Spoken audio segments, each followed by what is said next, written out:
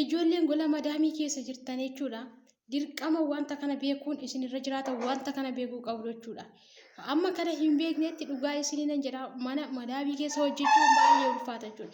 Ashama harka fuunee akkam jirtu hordoftoota sifan giddoo akka jirtanitti nagaa faraarri waaqayyoo isiniif haa baay'atu. Biyya keessas biyya alaas teessanii kan hordofaa jirtanii baga nagaan dhuftan dhufu isiniin jedhee jira. Warri mana kana faraatatan like, subscribe, share gochuun na jajjabeessaa isiniin jechuun barbaada.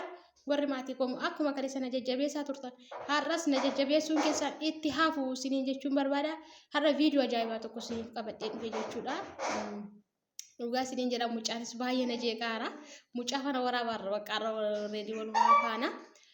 Innaa mana isiniif qabadhee dhufe yoo jettanii obboleettii koo tokkotu keessa na dubbisee ture jechuudha karaa fuula tiktokii kootiin jechuudha. Isheenis akkas naan jetteeni mana ishiin keessa hojjettu akkas ture.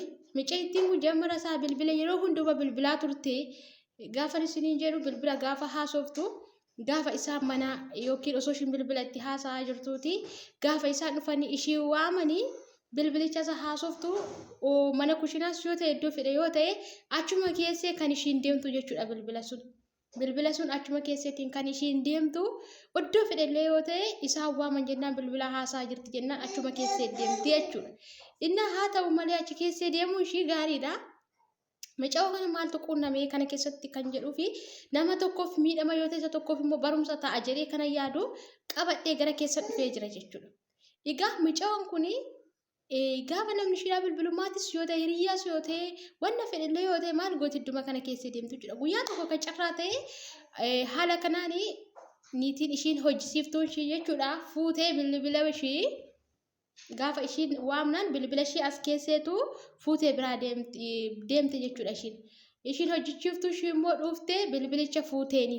Gaafa ishiin dhufteetiin bilbilicha fuutuuni waan jiru hunduma gaafatteen jechuudha. Bilbilicha fuutee harkaa osoo ishiittiin dubbatiin dursa maal goote bilbilli ishii maaliin qabu paaswoordii hin qabu. Bilbilli ishii paaswoordii hin qabu ishiin koo waan hunduma fuutee irraa iimeelii ishii lakkoofsa bilbilaa ishii tiktookii ishii waan hunduma xalafatteetu bilbila ishii lafa ishiidhaa keessee deemteeniitiin jechuudha. Egaa ishiin kun immoo maal gooti mucaan immoo yeroo hundumaa bilbila hin haasoftiini hiriyoota ishiitti hin haasoftiini yoo hiriyoota ishiitti haasofteeni har'a ishiin akkana na goote har'a akkanan ta'ee akkanan godhee jettee waan hundumaa haasoftiini jechuudha hiriyoota ishiitti mucayittiin kun jechuudha. Egaa haa ta'u kana keessatti immoo maaltu jira yoo jettanii niitiin hiitee jirti sila ta'eef bilbila. Egaa niitiin kun sila bilbila hiitee jirtuu fi wanta mucaan kun haasofte tokko tokkoon dhaggeeffachaa turte jechuudha. Gaafa kanii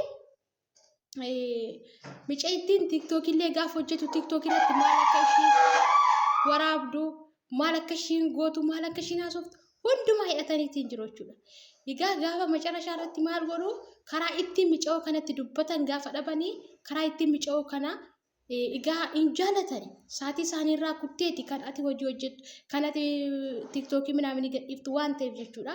Anama saatii kana kushinaa keessaa bahee dhufee kana isinii waraabaa jechuudha. Innaa mucaa kana gaafa waan godhan dhabanii intalli isaanii gara biraatti heerumtee jirti. Ilmi isaaniis gara biraatti fuudheetiin jiraan. Maal godhu jimaata isa har'aa niitii ilmaatu uffata mana jiru hunduma walitti qabdee fiddee dhufti. Torbee jimaata isa dhufu immoo intalatu akkasitti daara walitti qabee fidee dhufa. Isinii galee karaa ittiin dubbiin talatti barbaadan. Bakka mucaa ittiin jirtu immoo manni darajaa afuridha. Manni darajaa afuridha isa hunduma isaa qulqulleessiti. Erga gaafa bilbilli ishii hidhameeti mucaan siqaa yaddaa keessa jirti. Siqaa jechuudha. Gaafa kana waan gootu wallaalte mucayittiin kun. Hojiin maaf akkasitti natti baay'ata jettee gaafa ishiin gaafattuuni. Kan mana obboleettii ishii jirti ishii dubbisiisanii. Yoo seeraan hojjettee hojjedhu yoo si ta'u baate garuu gara biiroo si geessinee simiisifna jedhaniitti itti dubbatanii jechuudha.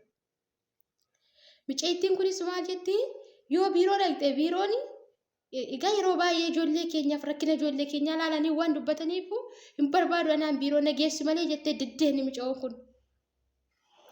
Gaafa ishiin akka jetteeni didduuni Niitiinis maal gooti yoo hojjette hojjedhu ngarachi yoo didde ammas biiroo si geessa jettee ammas dagana gaafannaan micoon didde maaliif jennaan hojii gizee kaanuu irriba baay'een argadhu ammoo siruma halkanii guyyaa uffata miicaa waliin nan tokkosa akkaataa malee natti ta'ee jette micoon.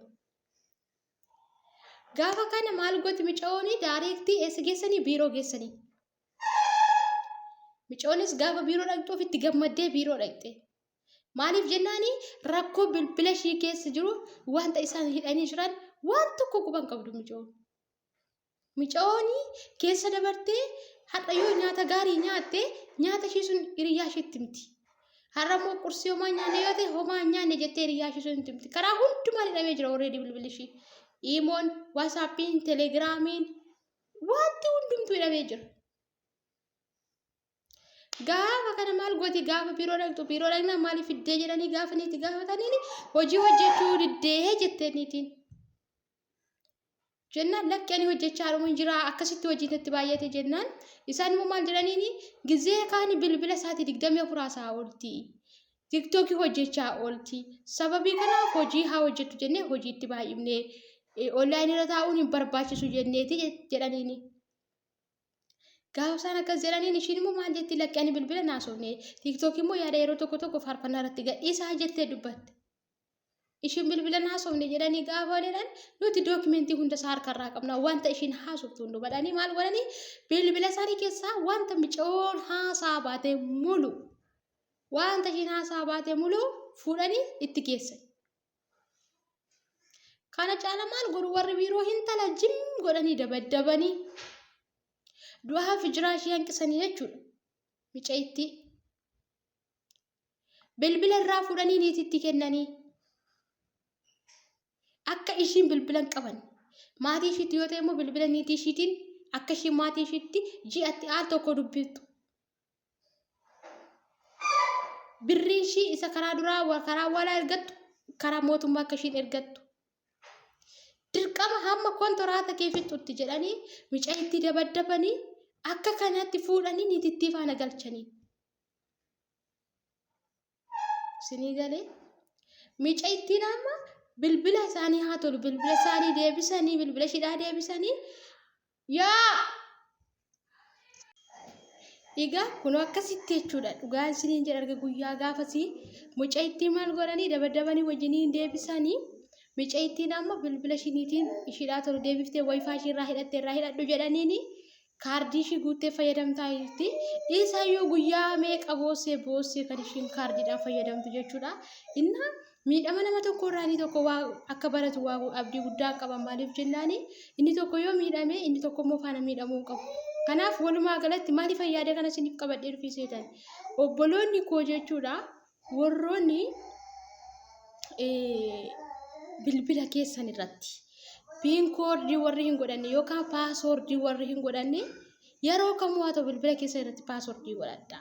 Isa daqiiqaa 5 irra akkasiin keewwattaniif daqiiqaa 5 irra keewwadha. Maaliif jennaani otoo isaan nama faanati haasaa jirtu yoo si waamanii bilbila lafa keessa gaafa deemtu maal goota cuftee deemta jechuudha.